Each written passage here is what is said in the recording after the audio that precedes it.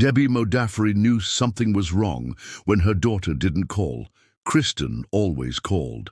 The 18-year-old North Carolina State University student had only been in California for 3 weeks, chasing her dream of a summer adventure in San Francisco. She'd found a room in Oakland, landed 2 jobs, and was about to start photography classes at UC Berkeley. Everything was falling into place. Then came June 23rd, 1997, the day that would divide the Modafferi family's life into before and after. The day their brilliant artistic daughter walked out of a coffee shop and into an enduring mystery that would spawn federal legislation, consume countless investigators, and leave a trail of disturbing questions that remain unanswered to this day. Kristen Deborah Modafferi was born June 1st, 1979, in Danbury, Connecticut, to Debbie, a teacher, and Bob Modafferi, an electrical engineer. She was raised in Charlotte, North Carolina. In 1997, having just completed her freshman year at North Carolina State University on a Park Scholarship, she was ready for an adventure. The Park Scholarship was prestigious. She was among 25 students with an academic scholarship through the Park Foundation. Her university had recommended that the scholarship students attempt to plan an enriching summer for them to share when they return that fall. She traveled alone to the San Francisco Bay Area for the summer to study photography at the University of California, Berkeley. It was a bold move for an 18-year-old from North Carolina, but Kristen had always been independent, creative, and eager to experience life beyond her comfort zone. The brilliant, spirited teenager flew to California from their family home in North Carolina on her 18th birthday. It was her 18th birthday, a twist of fate that would become tragically important 3 weeks later. Her parents had their reservations. Debbie Modafferi remembered saying, "I don't know, Kristen, I'm not so sure about this." But Kristen was determined. Once she set her mind on something, there was no stopping her. She used Craigslist to find a room in a house on Jane Avenue in Oakland, where she had 4 male roommates.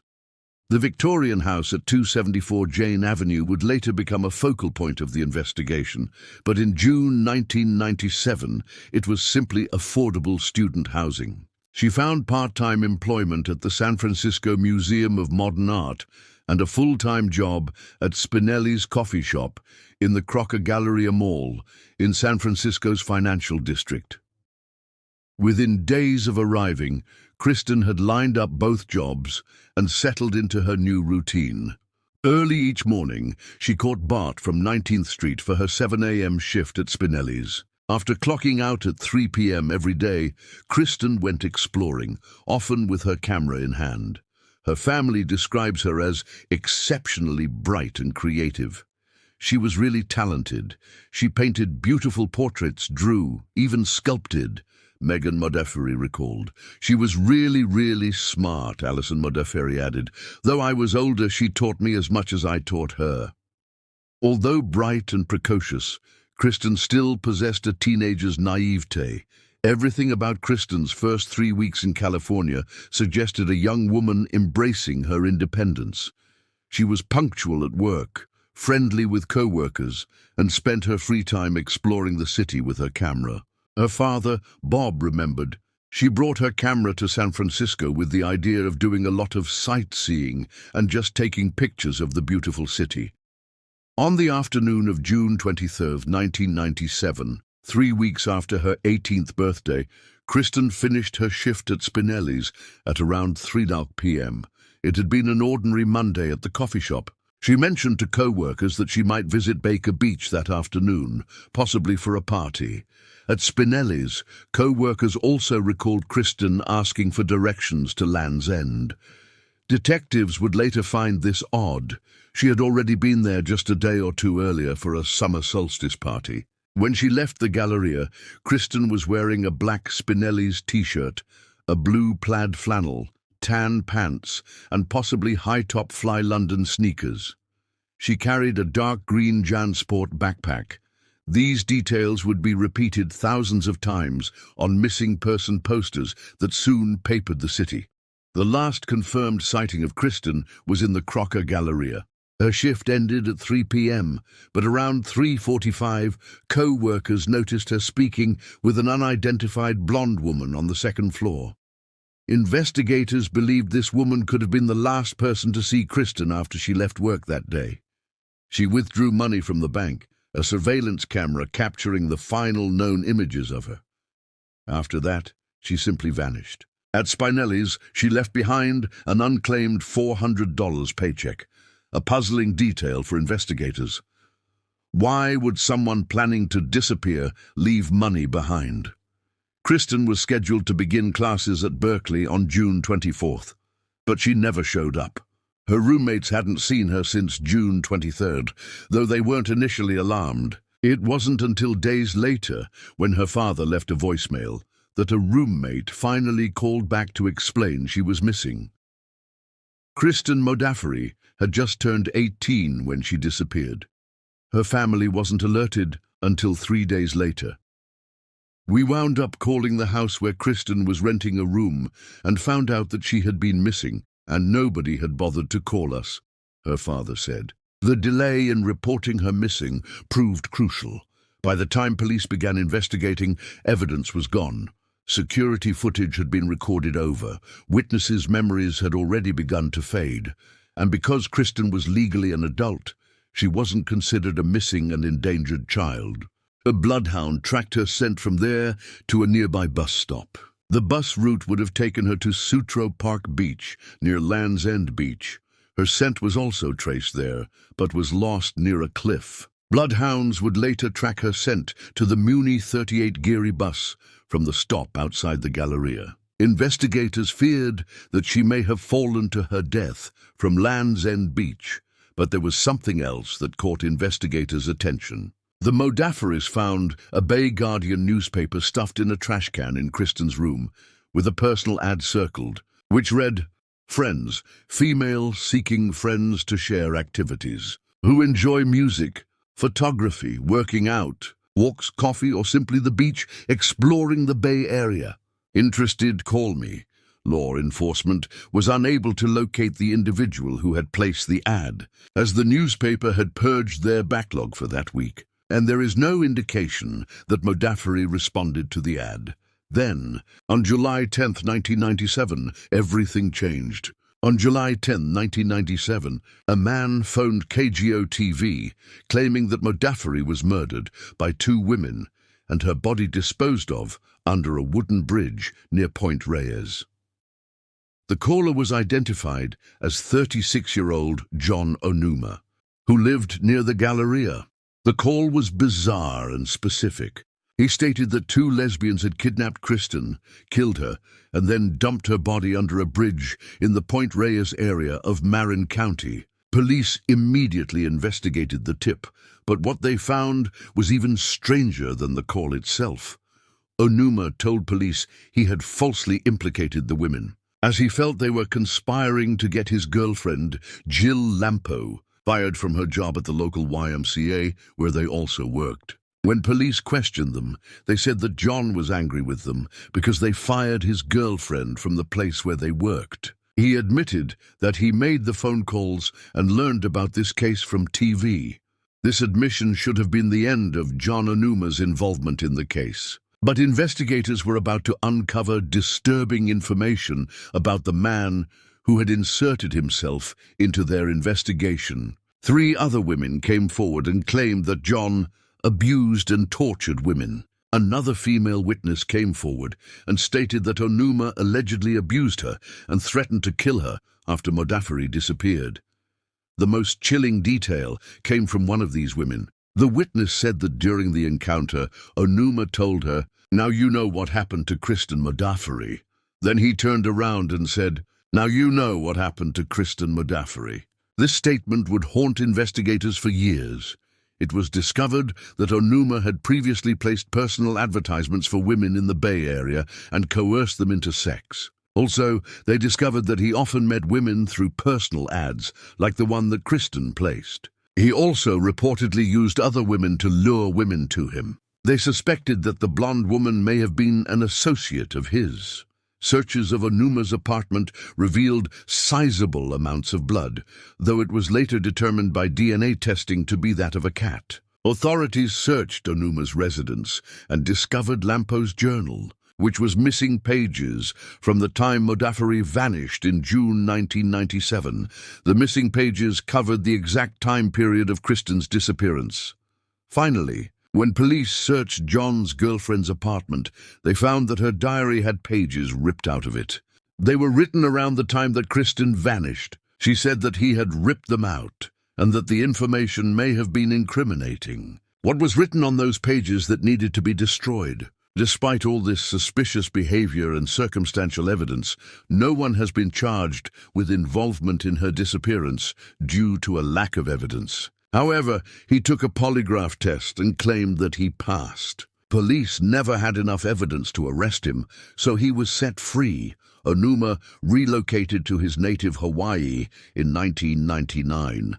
Onuma moved to Hawaii shortly after Kristen Modafferi disappeared. He declined an on-camera interview for this story and denied any role in Kristen Modafferi's disappearance. The FBI told Channel 9 they cleared Onuma as a suspect. Years later, when contacted by reporters, ABC 7 News reached Onuma on the phone. He no longer lives in California and did not want the conversation recorded. He admitted to calling the newsroom and said he's remorseful about it. "I put the attention on me when I shouldn't have, and I screwed up," he said. "I took the focus off the investigation." Onuma said he never met Kristen, but investigators weren't done with Onuma and his girlfriend Jill Lampo. His girlfriend at the time, Jill Lampo, stayed in San Francisco. Lampo said she hadn't met her either and couldn't prove whether Onuma had ever encountered the teen. Oakland Police's file on the case, however, remains open, and they consider Onuma and Lampo persons of interest. Onuma's one-time girlfriend, Jill Lampo, was never a suspect, but she had an interesting connection to Kristen. Mahon said Lampo told him that just before she began dating Onuma, she broke up with a man named Matthew Luque, who was a close friend of one of Kristen's co-workers at Spinelli's, Kelly Strathman. The connections were becoming too numerous to be coincidental. Mahon said he called Luque, whose name was given to him by a Spinelli's employee, to see if he could get contact information for Strathman. But when Mahon mentioned Kristen's name, Luque became very hostile and told me to never call him again. While the official investigation seemed to stall, one man refused to give up. Dennis Mahon has been trying to find out what happened to Kristen Modafferi for 21 years. Mahon wasn't a detective or a private investigator. He was simply a friend of the Modafferi family who couldn't accept that a young woman could vanish without a trace in broad daylight. Little did Mahon realize he would be making a commitment spanning 2 decades. "I never thought it was going to be this long," Mahon said. "I always thought that I was going to run into somebody who knew her, or the cops were going to find her, or she was going to show up somewhere. I remember in the early days, it was, okay, I just stay another week, I'll just stay another week. The next thing you know, the months and the years just accumulated. Even though he was relatively well off, Mahon couldn't afford to stay at motels for weeks on end. So he slept in his van and joined a $35 per month gym just so he could shower. During the day, he stood on street corners with a poster covered with pictures of the young college student with the bright smile and big dimples. In the years that have followed, Mahon has driven throughout Northern California, interviewed dozens of people, and flown to Hawaii and Thailand to track down leads. He's blogged about Kristen and created numerous podcasts on the case. Despite all his efforts, nothing has ever panned out. The case also led to significant changes in how missing adults are handled. Kristen's law was introduced by Representative Sue Myrick in 1999 and signed into law by Bill Clinton in 2000. Because Modafferi was 18 at the time of her disappearance, the lack of resources available for searching for her were noted, and as such, since taking effect in 2001, Kristen's law provided assistance to law enforcement and families in missing persons, cases of those over the age of 17, and authorized $1 million per year to support organizations, including the National Center for Missing Adults. The center's federal funding ran out in 2005. When Kristen's law expired, it has continued with volunteer efforts. But the law had already made a difference for countless families facing the same nightmare as the Modafferis. As years passed without answers, new technology brought new hope.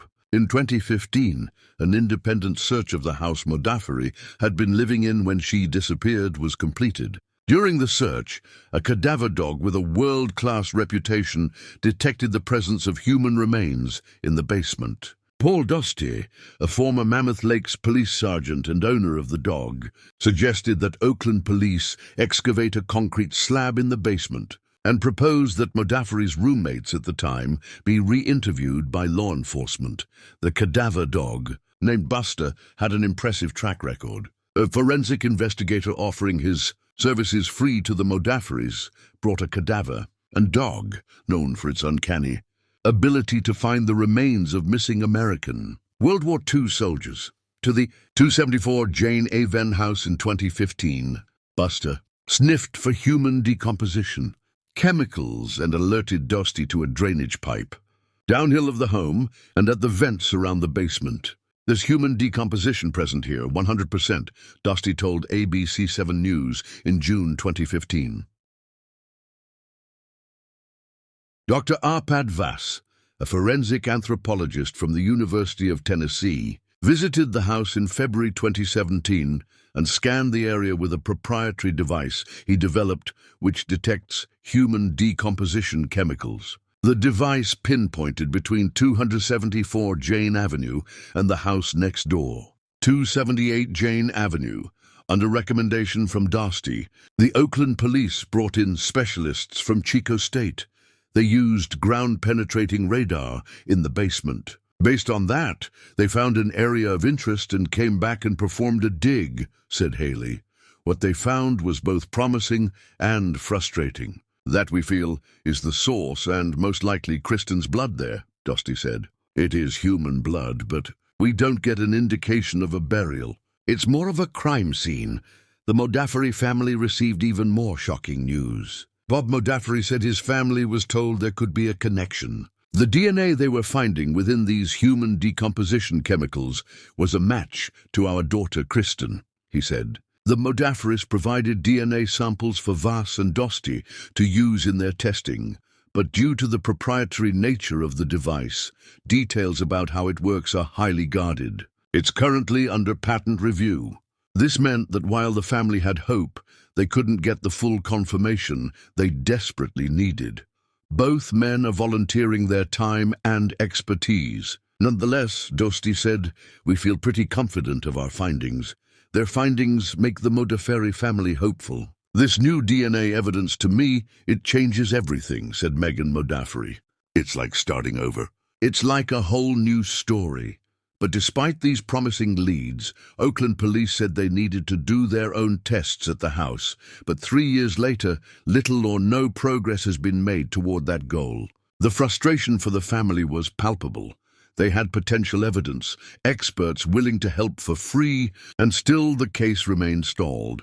SFGate recently spoke with Kristen's 3 sisters, her mother, and the retired detective who says he hopes the case will soon be solved to revisit one of the most mysterious and frustrating missing person cases in San Francisco history. The family's pain hasn't diminished with time.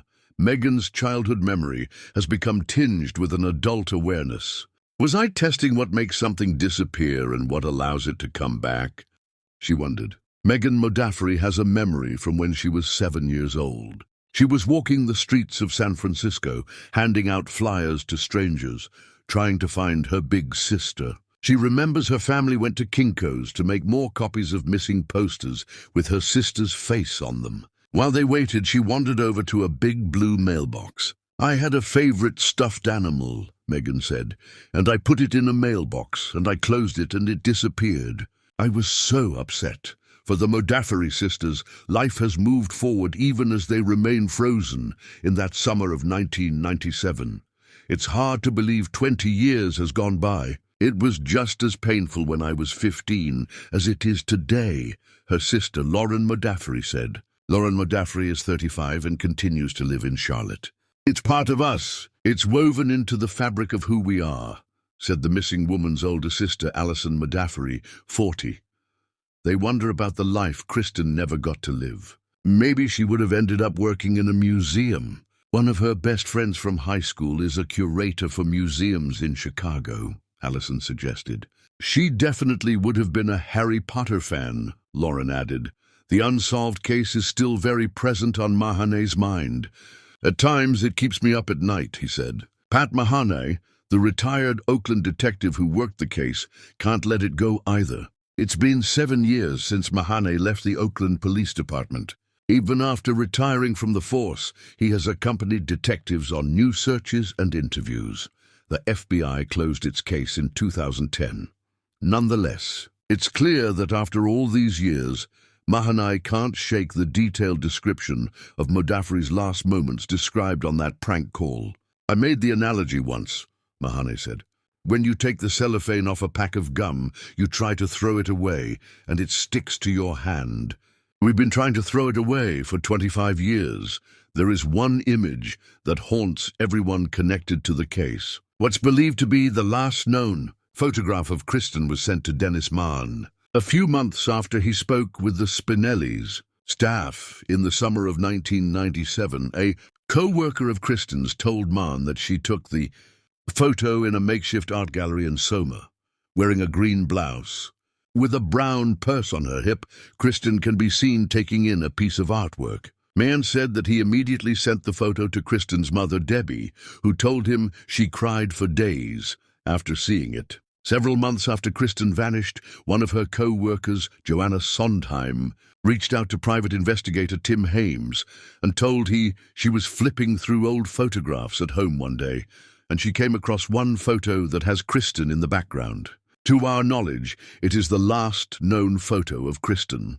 The photo shows a young woman absorbed in art, unaware that within hours she would vanish forever. It's a haunting reminder of how quickly a life can be interrupted, how a moment of normalcy can become the last recorded image of someone's existence. As years turned into decades, life has gone on for the Modafferi family. The girls, now grown, have careers and friends and families of their own. They've had benchmarks Kristen never got to see. They wonder what kind of adult she would have become. There really isn't a day when we're not thinking about Kristen, said her father, Bob Modafferi. We think about her all the time, said Alison Modafferi emphatically. The family continues to maintain a website, offer rewards, and hope that someone, somewhere, knows something. In all likelihood, someone killed Kristen, and that person could well be out there still, keeping a dark secret. The investigation has revealed a troubling pattern of suspicious behavior, strange connections, and missed opportunities. John Onuma's bizarre phone call and disturbing history with women. The mysterious blonde woman who was last seen with Kristen. The missing diary pages. The human decomposition detected at her Oakland residence years later. If someone out there knows anything, we would implore them to come forward and let us know, said Megan Modafferi. The Modafferis hope someone else is also thinking of Kristen and calls in a tip. Tips can be made to the Oakland Police Department's Missing Persons Unit at 510-38-3352 or 510-238-337. Modafferi Family Friend also runs a website where anonymous tips can be sent. The Modafferi family recently provided their DNA to a respected forensic scientist from Tennessee. Dr. Arpad Vass said he's developed a remarkable new technology that can detect human decomposition chemicals in soil even. After decades have gone past, they continue to explore every avenue, follow every lead, never giving up hope that technology or conscience will finally provide answers. She was having this dream summer, and someone or something interrupted it. This single quote perhaps best captures the tragedy of Kristen Modafferi's disappearance. A young woman full of promise, creativity, and dreams, whose life was cut short, just as it was beginning to bloom.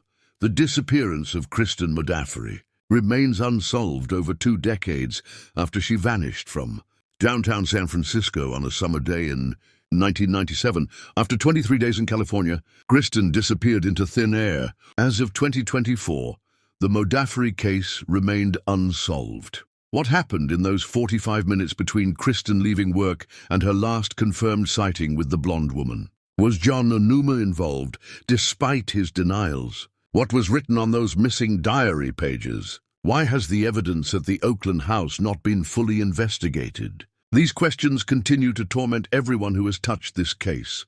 For Dennis Mahn, the amateur investigator who has devoted decades to finding Kristen, the search continues. "I never thought it was going to be this long," Mahn said.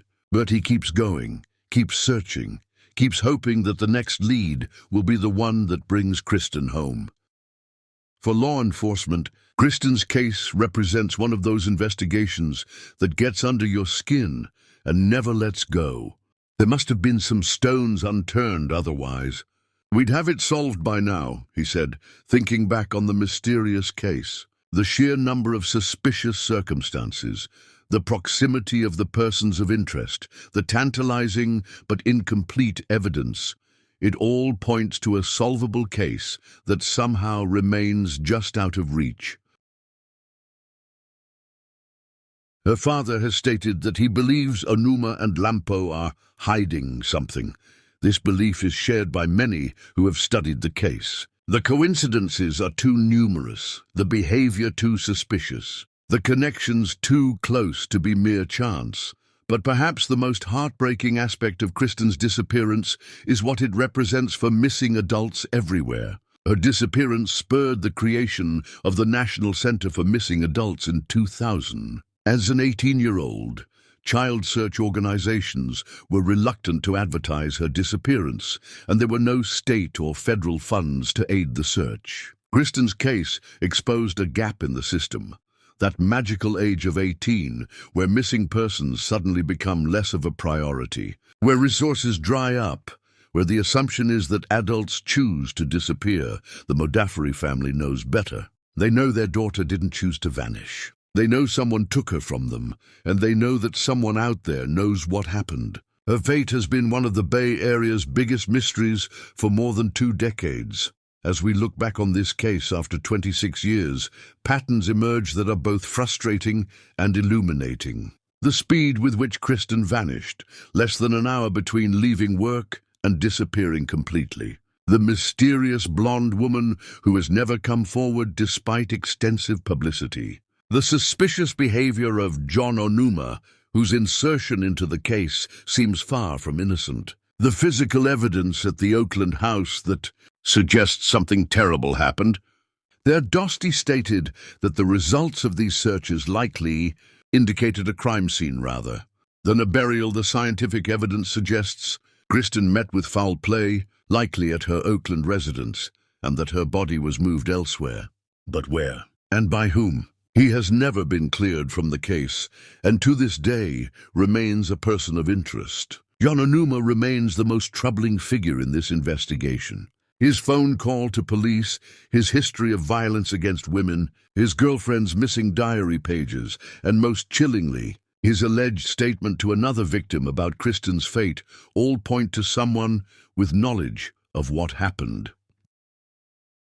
On the day that Kristen Modafferi vanished, June 23, 1997, Jill Lampo was living with and dating person of interest John Onuma. 15 years later, in June of 2012, Jill confided with her uncle that while she was living in San Francisco, she was dating a controlling man who convinced her to assist in an unspeakable kidnap and murder. If this confession is true, it provides a potential explanation for the blonde woman seen with Kristen and the role Lampo may have played.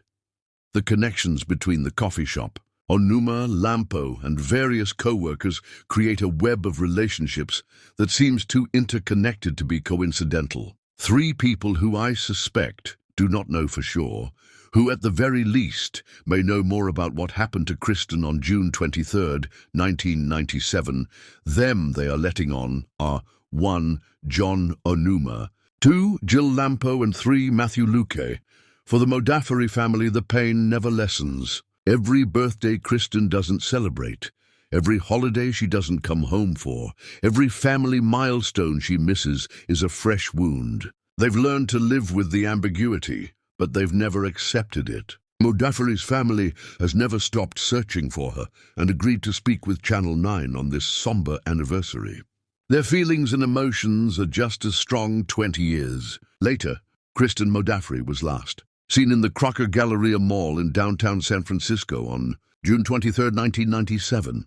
That simple fact, a specific time, date, and place, should have been enough to find her. In a city full of people, cameras, and witnesses, how does someone simply vanish? The answer may lie in those 45 minutes between 3 p.m., when Kristen's shift ended, and 3:45 p.m., when she was last seen. Somewhere in that brief window, Kristen encountered someone who changed the trajectory of her life forever. Whether it was a chance meeting or a planned encounter, whether it was someone she knew or a stranger, those 45 minutes hold the key to everything.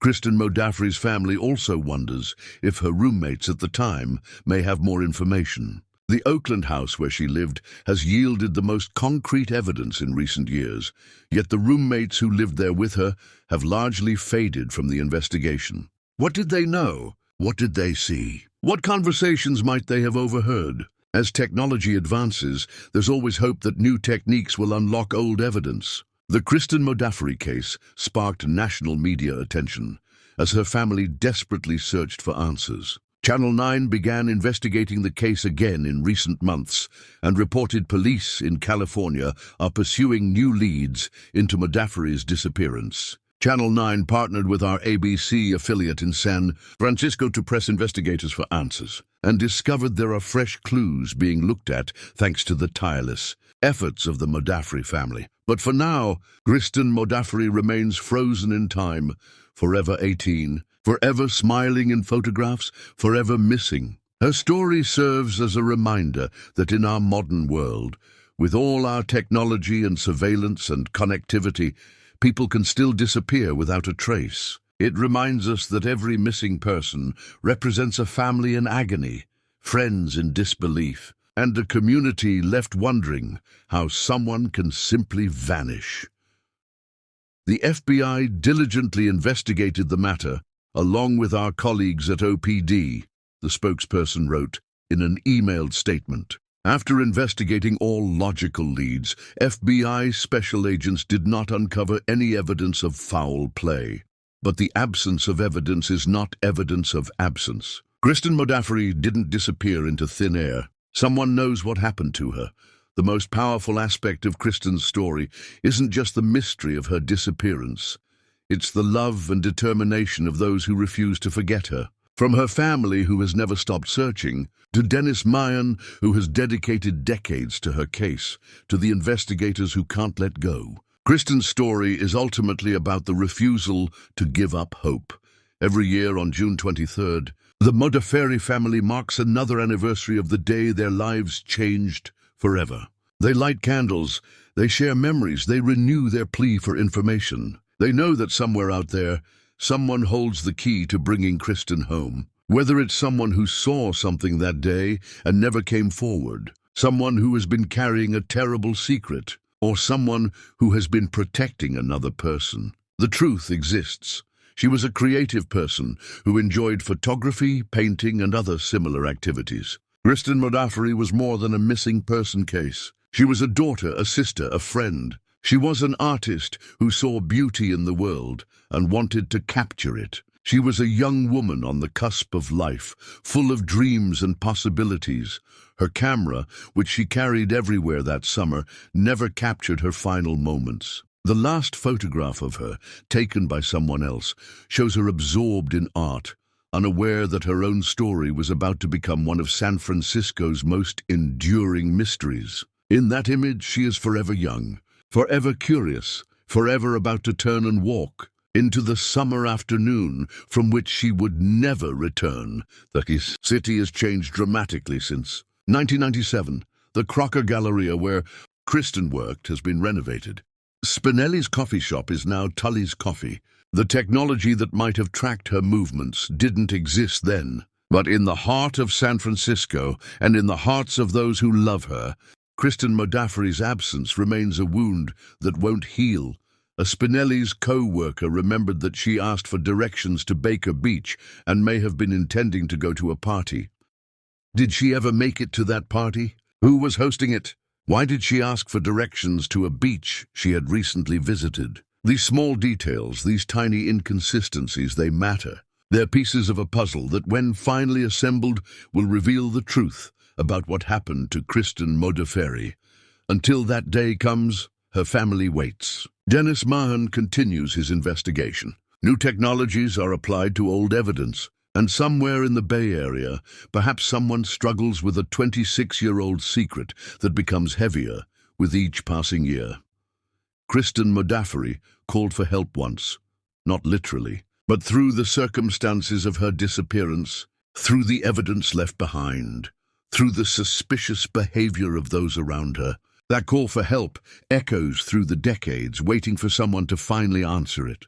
The blonde woman who was with her that day, the person who placed or answered that personal ad, the individual who knows what John Onuma really did, the roommate who might have heard something. Any of these people could end the Modafferi family's agony with a single phone call.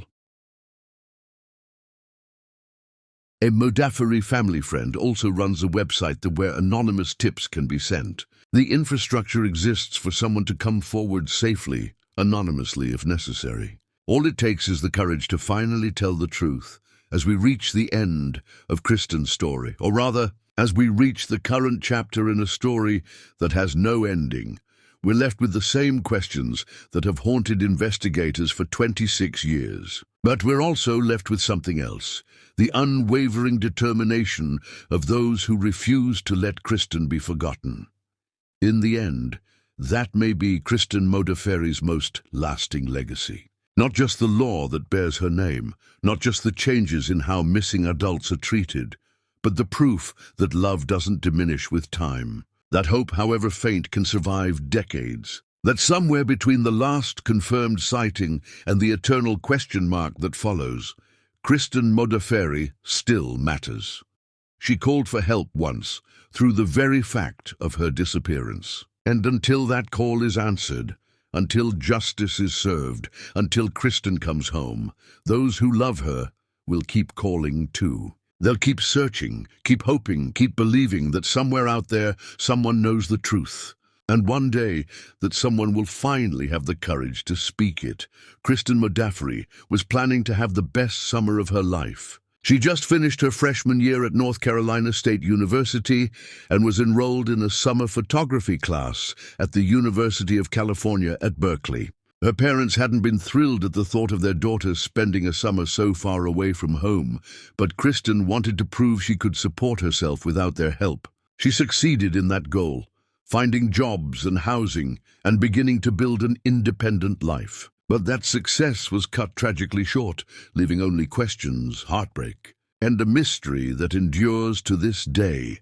Kristen Modafferi vanished forever on June 23, 1997, but in the hearts of those who love her and in the determination of those who seek justice for her, she remains vibrantly, powerfully present. She is the smile in old photographs, the absence at family gatherings, the name whispered in prayers, and the face on missing posters that will never stop searching for the truth.